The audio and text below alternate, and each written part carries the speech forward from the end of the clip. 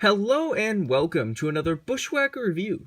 Today we are going to be taking a look at Dale Earnhardt's 1979 Rookie of the Year winning Chevy.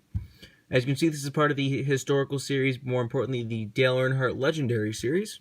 So let's get your typical historical series box, 1979, couple pictures of the car, Action Performance Companies. As you can see, no bio or anything on the car, just 1979 Rookie of the Year. It's kind of lame.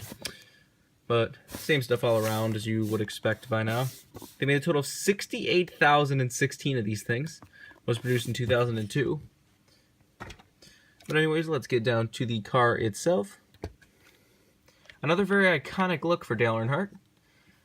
What's funny is some people practically only think he drove the black number 3 his whole career and nothing else, which is hilarious because this is kind of one of the ways you figure out who's a real Dale Earnhardt fan or not, or just who knows their NASCAR history or not.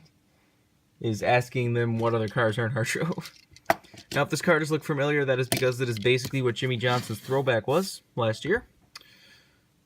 Now, the reason it's Lowe's is because there was a couple races where Dale Earnhardt got injured and David Pearson subbed in, and he had Lowe's sponsorship for some reason.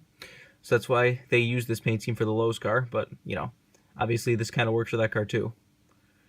We did just take a look at the 124 of Johnson's a few weeks ago, so go check that out. But anyways, let's do a quick 360 of the car. Obviously, this is a pretty plain, clean, whatever you want to call it, car. Not many sponsors to talk about on this one, but I kind of like cars like this. You know, popular drivers, big name, legendary drivers. Just those, like, little cars that they drove before anybody realized who they are and, like, you know, started out their career and such. Like, you know, anyone who thinks Dale Earnhardt is going to think the black number 3. They're not going to think a blue and yellow number 2 car from 1979, which I think is awesome. Which, I mean, like I said, any Earnhardt fan, if you call yourself an Earnhardt fan and you don't know about this car, then you've just failed. But anyways, let's get down to sponsors. On the hood, you have absolutely nothing. On the side, you have absolutely nothing. On the back, you have absolutely nothing. On the deck lid, you have absolutely nothing. But as far as some logos, you see it as Osterland Racing and Crane Arms on the, I guess that's still the C post.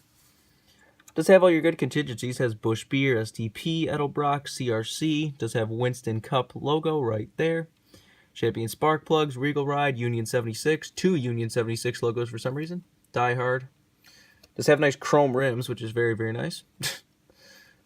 Redundant, much redundant. On the back you have 2 2s. Except nothing on the deck lid, roof, anything. This is a pretty much unsponsored car, which I do love. It's always fun to get unsponsored cars in diecast form, just because they're more random. Obviously, this one is Dale Earnhardt, so it's not entirely random, but they're just fun to have in a display case. Let's take a look under the hood if it wants to open, which it doesn't appear to want to open. There we go. Very, very loose hood. There you can see under the hood, and there's the engine detail if you want to see that.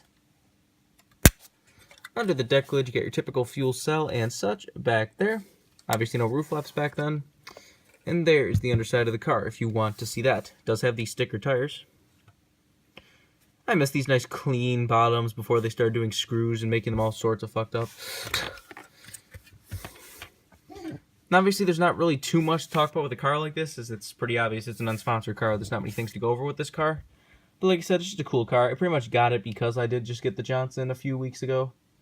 So, you know, the fact that I like to have the originals to go with the throwbacks, and there obviously isn't a David Pearson Lowe's original diecast that exists, so this is the best shot.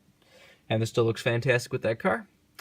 If you want this car, it's not terribly hard to find, but it doesn't really go. It's not too cheap. You can usually get it for about $40, $30-ish, somewhere around there. It's not a car you're going to get for $5, but it's not a car that you should be paying $100 for. They did make another one the next year, but that one, by the time that had it had sponsors and such. They made like a 1981. So you have your choice if you're really just against unsponsored playing cars, but what are you doing to yourself if you're against unsponsored playing cars? Because these are awesome. But nevertheless, I think that's changed all there is to say. This has been a review of Dale Earnhardt's 1979 Chevrolet for his Rookie of the Year. Hope you enjoyed, and thanks for watching.